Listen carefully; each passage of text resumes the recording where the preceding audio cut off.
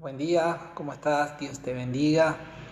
Un abrazo grande y un saludo a la amada iglesia.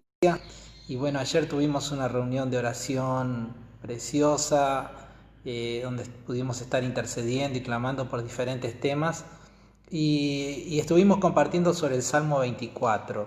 Y estuvimos viendo cómo ese Salmo 24 se relaciona con la cruz de Jesús y con la promesa de la segunda venida de Jesús. Pero hay un versículo que me gustaría meditar en él, de este salmo, que me parece muy importante, y es el versículo 6, porque ahí en el versículo 6 dice: tal es la generación de los que le buscan, de los que buscan tu rostro, oh Dios de Jacob. Y esa expresión, buscan tu rostro, en el hebreo es una expresión que se puede entender también como buscar a Dios específicamente en alabanza y adoración. Y entonces podríamos parafrasear lo que dice ese versículo 6 diciendo: tal es la generación de los que te buscan y adoran, oh Dios de Jacob. Entonces vemos que otro de los privilegios es el poder no solamente llegar y entrar a la presencia de Dios a través de la fe en Cristo, como lo decíamos anoche, sino también tener este privilegio de poder presentarle a Dios adoración. Y me interesa cómo este versículo 6 lo presenta, porque nos da la idea de que esta generación que adora a Dios tiene unas características particulares, y esas características las dice en los versículos anteriores. Versículo 4 dice: el limpio de manos y puro de corazón, el que no ha elevado su alma a cosas vanas ni jurado con engaño, él recibirá bendición de Jehová y justicia del Dios de salvación. Tal es la generación de los que le buscan, de los que buscan tu rostro o te adoran, oh Dios de Jacob. Entonces vemos que hay algunas características de esa generación que llega a la presencia de Dios y le presenta sacrificios de alabanza y de adoración al Padre. Una de ellas, el limpio de manos. Anoche lo decíamos, significa ser personas sin culpa o inocentes. Y ayer lo explicamos a la luz de la obra de Cristo en la cruz, el único medio por el cual nosotros podemos ser limpios de nuestros pecados y de esa manera ser hallados sin culpa e inocentes delante de nuestro Padre Celestial.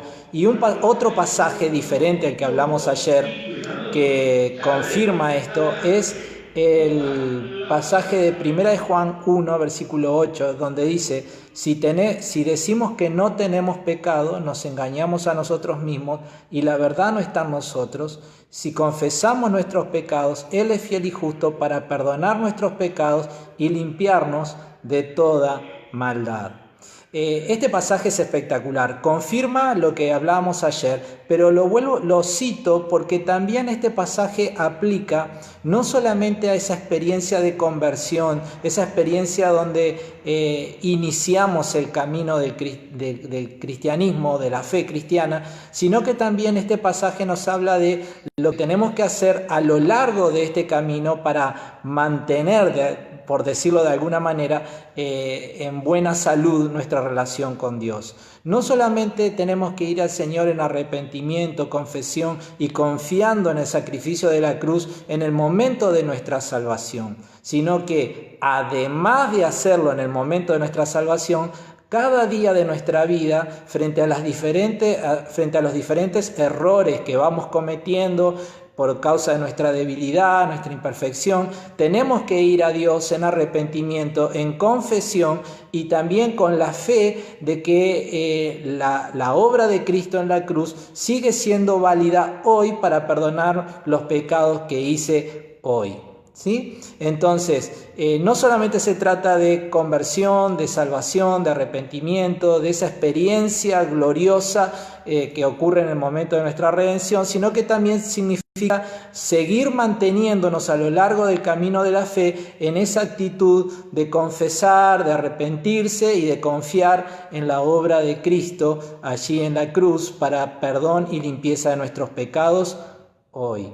Esa es una de las características. Queremos entrar a la presencia de Dios y ofrecer adoración, tenemos que llegar con manos limpias. Y eso no solamente significa la decisión que tomamos hace muchos años atrás o hace muchos meses atrás, significa la actitud que asumimos hoy frente a los pecados y a los errores que hemos cometido hoy. Y lo segundo que quiero dejar como característica es donde en ese mismo pasaje dice los limpios de manos y puros de corazón. Puro de corazón significa sincero en su lealtad a Dios.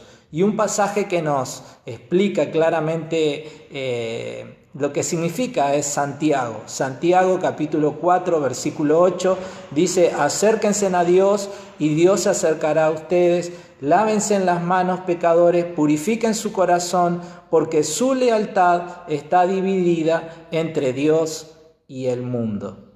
Dios no pide perfección de nosotros, pero sí lo que pide es lealtad, sí lo que pide es fidelidad, que nuestro corazón no esté dividido entre dos bandos, sino que haya solo una intención dentro nuestro, que debería de ser la de querer agradarle a Él.